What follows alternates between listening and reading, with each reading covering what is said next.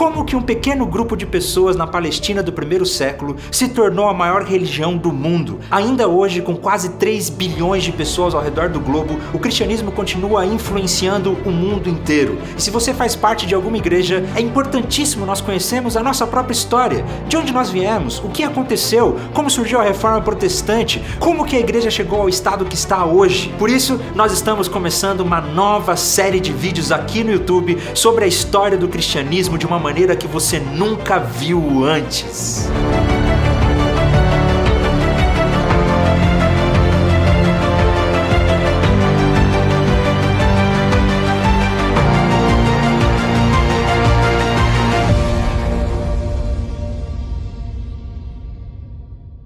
Seja muito bem-vindo, meu nome é Felipe Breder e nós estamos começando esse novo projeto onde contaremos para você a história do cristianismo de uma maneira que você nunca viu, de uma forma criativa e simples. E esse projeto só foi possível por causa da parceria que nós estamos com o Seminário Batista Sul-Mato Grossense e com a Primeira Igreja Batista de Campo Grande. O Seminário Batista Sul-Mato Grossense tem todas as ferramentas necessárias para que você possa se preparar para o seu ministério. Então acesse o site deles, teologiams.com.br, faça parte, venha estudar conosco. Se você vier estudar no Seminário Batista, no curso presencial, eu estarei junto com vocês lá também como professor. A nossa série contará com 6 episódios, um episódio por mês lançado aqui no nosso canal no YouTube. E deu um trabalhão para fazer, e a única coisa que nós precisamos em troca é que você deixe aí o seu gostei, se inscreva no nosso canal e compartilhe com seus amigos. Mas antes de tudo é importante nós entendermos o que aconteceu ali naquela página em branco que existe na sua Bíblia entre o Antigo Testamento e o Novo Testamento. Você já se perguntou o que aconteceu nesse período de 400 anos entre o Antigo Testamento e o nascimento de Jesus? A região da Palestina, o berço do cristianismo, sempre foi um lugar muito importante, com importantes rotas comerciais. Por isso, os impérios, os países ao redor sempre estiveram de olho para aquele lugar. No século IV a.C., surge um carinha que talvez você já tenha ouvido falar dele, um tal de Alexandre o Grande, um dos maiores conquistadores de todos os tempos. Para você ter uma ideia, Alexandre, na sua época, conquistou praticamente o mundo inteiro. Só que o Alexandre, não exclusivamente, mas ele adota um princípio que foi adotado, por exemplo, também pelos persas, que foi o de não oprimir e tentar angariar simpatia entre os conquistados.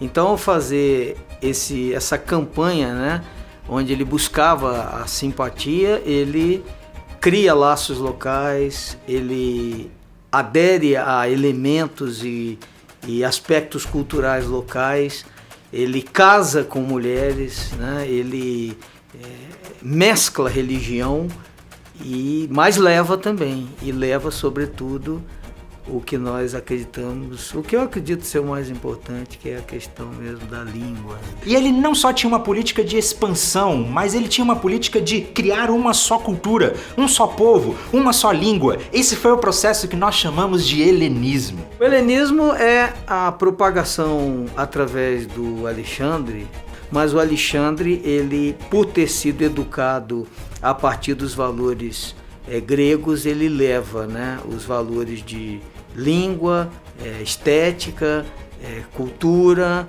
e valores filosóficos, vamos dizer, porque ele teve como preceptor o Aristóteles, então ele carrega tudo isso. E foi por causa do helenismo que toda a região da Palestina começou a falar a língua grega. O grego se tornou a principal língua do mundo. É como se fosse o inglês no hoje em dia. Se você quisesse ter acesso às pessoas, você precisava falar grego. E o grego se tornou tão importante que inclusive foi necessário traduzir o Antigo Testamento, que estava em hebraico, para o grego. Foi a chamada Septuaginta. Inclusive diz a lenda que Ptolomeu II juntou 72 anciãos judeus, colocou-os para traduzir a Bíblia hebraica, cada um fez a sua própria tradução e quando eles compararam umas com as outras, elas estavam exatamente idênticas. Claro que isso é uma lenda, mas o importante é saber que nesse tempo, antes de Cristo, o Antigo Testamento foi traduzido para o grego. Tamanha era a importância do helenismo nesse tempo. Para o cristianismo, a língua grega definitivamente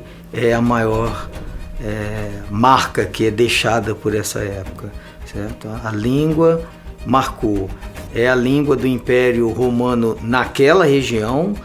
A parte ocidental do Império, o latim prevalecia, mas como os cristãos do primeiro século até a metade do segundo estavam majoritariamente concentrados naquela região, a língua foi fundamental. E não à toa os textos cristãos, tanto a Bíblia, o Novo Testamento, que nós chamamos, quanto os escritos cristãos primitivos estão em grego. Alexandre morre em 323 e logo depois do Império Grego surge um outro império, que também você já deve ter ouvido falar dele, o Grande Império Romano, que talvez você já tenha conhecido jogando Age of Empires, ou não, né? Não sei, porque só eu jogava esse jogo, é um jogo muito antigo. Mas enfim, surge o Grande Império Romano. E o Império Romano trouxe uma unidade política como nunca antes, e também infraestrutura, tecnologia para o seu povo na construção de estradas, por exemplo, o que fez com que todo o Império Romano fosse unificado e as pessoas pudessem andar, ir e vir com liberdade e tranquilidade. O Império Romano